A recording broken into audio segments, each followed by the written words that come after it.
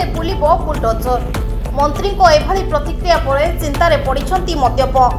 ନିକଟରେ ଗଞ୍ଜାମ ଜିଲ୍ଲା ଚିକିଟିଠାରେ ହୋଇଥିବା ମଦ ଘଟଣା ନେଇ ମନ୍ତ୍ରୀ ହରିଚନ୍ଦନ, ଅବକାରୀ ବିଭାଗ ପ୍ରମୁଖ ଶାସନ ସଚିବ ସୁଶୀଲ କୁମାର ଲୋହାନୀ ଏବଂ ଅବକାରୀ କମିଶନର ନରସିଂହ ଭୋଳଙ୍କ ସହ ଆଲୋଚନା କରିବା ସହ ଏ ସମ୍ପର୍କରେ ସବିଶେଷ ତଥ୍ୟ ମାଗିଥିଲେ।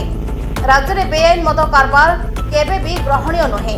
ତେଣୁ ଏହି ଘଟଣା ନେଇ ରାଜ୍ୟର ସମସ୍ତ ଅଞ୍ଚଳରେ ତୀକ୍ଷ୍ଣ ଦୃଷ୍ଟି ରଖିବା ସହିତ ବେଆଇନ ମଦ ଭାଟି ଓ ବିକ୍ରି ସ୍ଥାନରେ ଚଢ଼ାଉ କରିବା ପାଇଁ ମନ୍ତ୍ରୀ ନିର୍ଦ୍ଦେଶ ଦେଇଛନ୍ତି। ଯେଉଁଠି ଚୋରା ମଦ ଭାଟି ଥିବ ଜଣାପଡ଼ିବ, ସେଠାରେ ବୁଲଡୋଜର ଚଲାଇ ତାକୁ ଧୂଳିସାତ କରାଯିବ। ତେବେ ବର୍ତ୍ତମାନ ସାରା ରାଜ୍ୟରେ ଚଢ଼ାଉ କରାଯାଉଛି।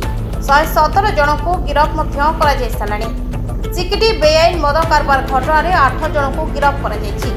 ଅନ୍ୟପକ୍ଷରେ ଅବକାରୀ ବିଭାଗ ପକ୍ଷରୁ ରାଜ୍ୟର ବିଭିନ୍ନ ସ୍ଥାନରେ ଚଢ଼ାଉ କରାଯାଇ 7274 ଲିଟର ବେଆଇନ ମଦ ଜବତ କରାଯିବା ସହ 117 ଜଣଙ୍କୁ ଗିରଫ କରାଯାଇଛି।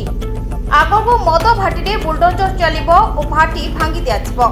ମନ୍ତ୍ରୀଙ୍କ ଏଭଳି ପ୍ରତିକ୍ରିୟା ପରେ ଏବେ ମଦ ପିଉଥିବା ବ୍ୟକ୍ତିମାନେ ଚିନ୍ତାରେ ପଡ଼ିଛନ୍ତି। ବ୍ୟୁରୋ ରିପୋର୍ଟ, ନିରପେକ୍ଷ ନ୍ୟୁଜ୍।